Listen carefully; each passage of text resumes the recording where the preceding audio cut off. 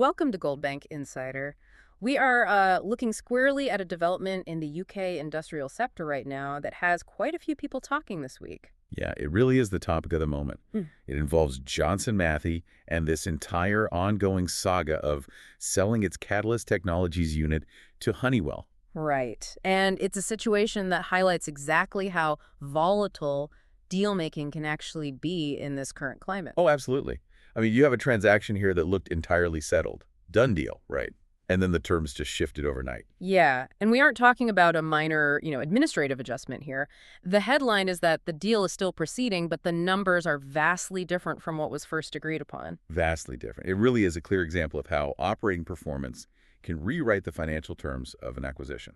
Before the ink is even dry. Exactly. Before the final signature is even on the page, the whole reality of the deal changes. And for you listening, especially if you're a UK investor with exposure to metals, miners, or just the broader industrial sector, this is absolutely a case study you need to pay attention to. It is. It shows precisely how a major British player is managing a strategic pivot. And frankly, it shows the sheer cost of doing business when market conditions are less than ideal. Right, so let's just start with the headline. The central fact today is that Johnson Matthey has agreed to a lower price. Yeah. They're still selling the Catalyst Technologies business to Honeywell, the U.S. firm, but the price tag has been cut substantially. That is the crux of the whole situation. We're looking at a 26% reduction in the sale price. 26%. Yeah, 26%.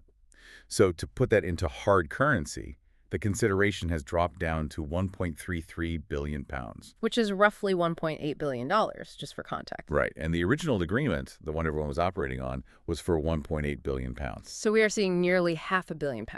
Actually, £470 million to be precise, just removed from the table entirely. That is a massive adjustment to swallow. It's huge. So naturally, the question is why? Why does a company agree to just slash the price by almost £500 million? Well, it comes down to operational reality. The reasons cited for this devaluation are very specific to the unit's actual performance. Right, the numbers coming out of the business itself. Exactly. The expectations for the upcoming 2025-2026 period have weakened noticeably. So the business they're handing over just isn't generating the revenue they originally forecasted when they drew up the papers. Correct. And they pointed very specifically to a phrase. They called it deferred sustainable solutions licensing projects. Okay, let's unpack that phrase because it sounds a bit technical. Yeah. Deferred Sustainable Solutions Licensing Projects. What does that actually mean for the nuts and bolts of the business? Right. So in plain English, it means the green technology projects, the specific things that are supposed to be the future drivers of revenue for this unit. The growth engine. Yeah, the growth engine. Those projects are getting pushed back.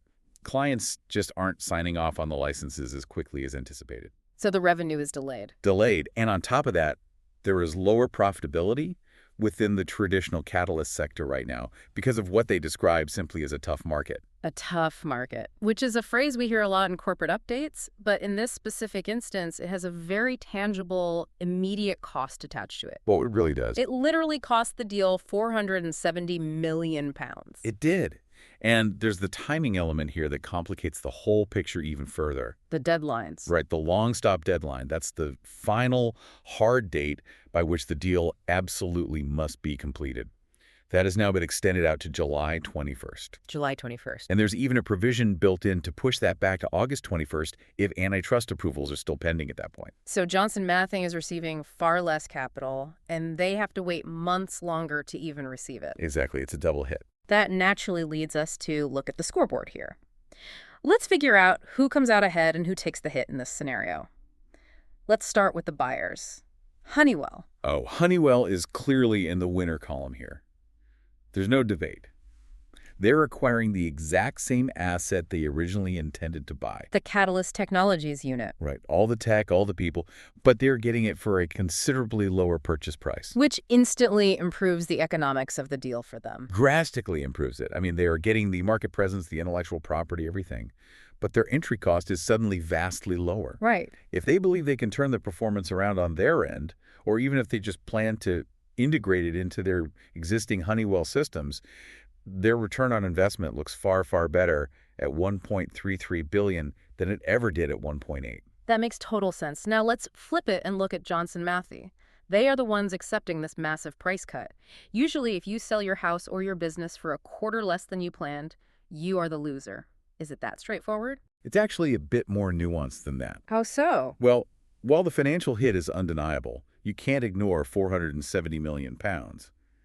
Johnson Matthey effectively wins, in a broader strategic sense, by keeping the deal alive. Because the alternative was the entire deal collapsing. Precisely. Think about it. If Honeywell had just walked away entirely due to these performance issues, Johnson Matthey would have been left holding an underperforming asset. An asset they had already publicly decided was not part of their future. Exactly. That's a terrible position to be in. By agreeing to this lower price, they ensure the divestment actually happens and the asset is off their books. So they are essentially accepting a steep discount just to ensure they can move forward with their broader corporate strategy? That is the key right there. Johnson Matthey is right in the middle of a massive strategic pivot. They want to streamline the whole company. To focus on what they do best. Right, their core strengths, emission reduction products and platinum group metal processing, PGMs. And we know that PGM focus is absolutely central to their identity right now. It is. It's the future of the company. This sale allows them to clear the decks. It frees up management time, it frees up focus, and it still frees up a good amount of capital to pour into those priority areas. Whereas a failed deal would have been a nightmare. A total distraction. It would have been a major drag on resources to have to reintegrate a failing unit they tried to sell. So ensuring the deal closes, even at a lower price point, it protects their long-term roadmap. It sounds like a painful but necessary compromise at the executive level.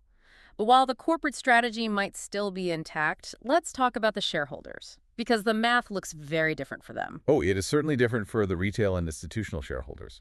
They are the clear losers in the immediate term here. Because less money for the company means less money for them. Exactly.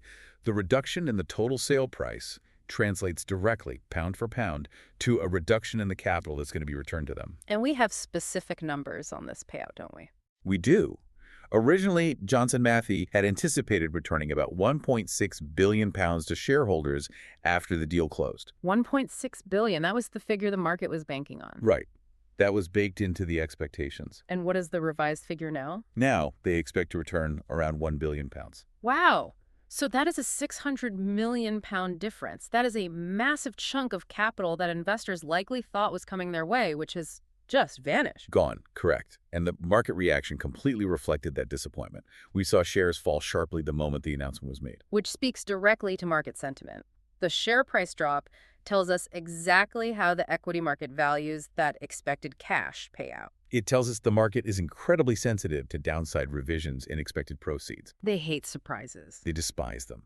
Investors had priced in that $1.6 billion. So when the actual number changed, the equity market reacted instantly to adjust the total value of the company downward.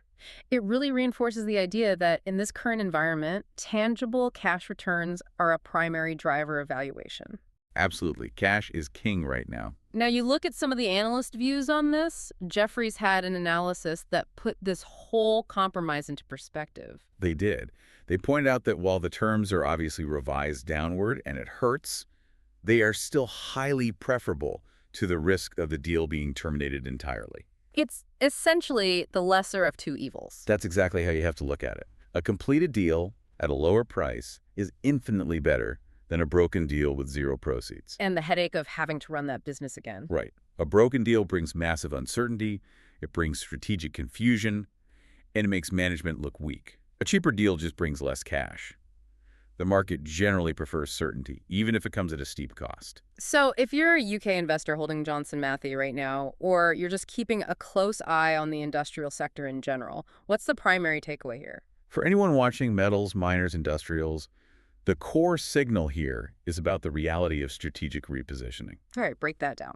Johnson Matthey is willing to monetize a lower-performing unit at a discount just to maintain focus on your core strength, which is PGM processing. They are taking the capital, albeit less of it, to fortify their main business. But there are broader risks highlighted here for any investor watching M&A activity. Huge risks. The first one is M&A execution risk. We all have this habit of assuming a deal is done the second a press release goes out. Right, the announcement pops, the stock moves, and we think it's over. But it's not. Regulatory timing and deal certainty are massive variables. The fact that these long stop deadlines are being pushed to July or even August just shows that closing these industrial transactions is incredibly complex. And crucially, during that time gap between the announcement and the closing, the actual business performance can fluctuate wildly. Yes, and that leads to the second major risk, cash versus performance. There's a very real dynamic where cash that is destined for shareholders can just be eaten up by weaker operating performance while a deal is sitting in purgatory. Because someone has to bear the cost of that underperformance. Exactly. If the unit underperforms before the actual transfer of ownership happens, that value is destroyed. In this case, the cost of that destroyed value came straight out of the shareholder's potential payout. Which really brings up the issue of capital discipline and expectations. I mean, let's be fair. A £1 billion return to shareholders is still a very large amount of money. It is a lot of capital. Mm. But the psychological reduction from $1.6 billion down to $1 billion changes the entire perception of management's projections. Investors start to second-guess the numbers? Right. Investors have to sit back and consider how much buffer is actually built into these projections when companies announce divestments. Are these best-case scenarios, or are they realistic? It suggests you should perhaps be very cautious about banking on expected proceeds until the money is literally sitting in the company's bank account. That is a very prudent approach. You really have to ask yourself, what happens if the market turns before this deal officially closes? And as we see right here, the answer can be a massive haircut on the final price. A quarter of the value wiped out. It really highlights the sheer volatility involved in these corporate divestments. You have the slow-moving regulatory timeline dragging out on one side and volatile operating performance fluctuating on the other. Yeah. If one of those drags out and the other drops, the deal terms suffer immensely. And that is exactly what happened to Johnson Matthey. They were caught in the middle. And they ultimately chose to accept the lower terms just to resolve the situation and move on. It was an expensive decision. Very. But likely the necessary one to protect their broader strategic focus. I want to circle back for a second to that phrase from earlier, the deferred sustainable solutions. Yeah, the green licensing project. Right. It implies that the green transition, while obviously happening globally, isn't just a straight, uninterrupted line upward. That is a critical observation for anyone investing right now. We constantly talk about the shift to sustainability as this inevitable constant progression. Like a tidal wave that never stops. Yeah, exactly. But on a quarterly localized basis, projects get delayed, licenses don't get signed, budgets get tightened. The revenue generated by the green transition isn't always linear. It can be choppy. Very choppy. For a company like Johnson Matthey, which is explicitly pivoting towards that green economy, this serves as a harsh reminder that the transition can be uneven. And that unevenness directly impacts corporate valuation. It impacts cash flow. And cash flow drives valuation, which ultimately determines what the shareholders actually get paid. It is all connected in a very tight loop. So for the listener who is analyzing UK industrials right now, this whole saga is a giant red flag regarding execution risk. It is a clear reminder to watch the pending column in any investment portfolio. If a company you own has announced a sale, that deal isn't finished until the cash is actually distributed. You can't just ignore it once it's announced. No. Monitoring the ongoing operating updates of a unit being sold is crucial.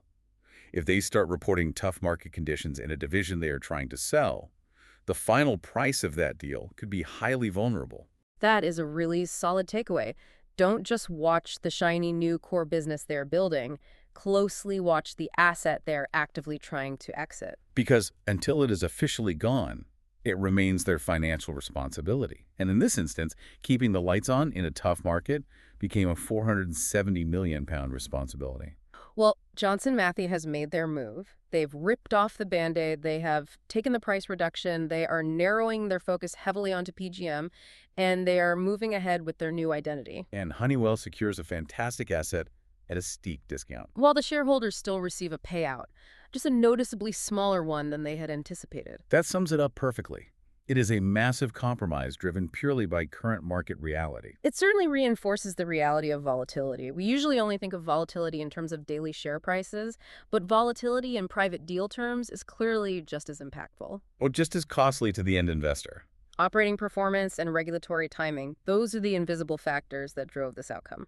and they forced a repricing that very few people expected to be quite this large. We will see if that July 21st deadline actually holds firm, or if we see further extensions dragging this out into August. But for now, the new terms are locked in and set. And the market has thoroughly adjusted its models accordingly. That is the situation with Johnson Matthey and Honeywell. Just a stark reminder of the true cost of volatility when the ink isn't quite dry. Keep an eye on those pending deals in your own portfolios. That's it for Goldbank Insider. Thanks for listening.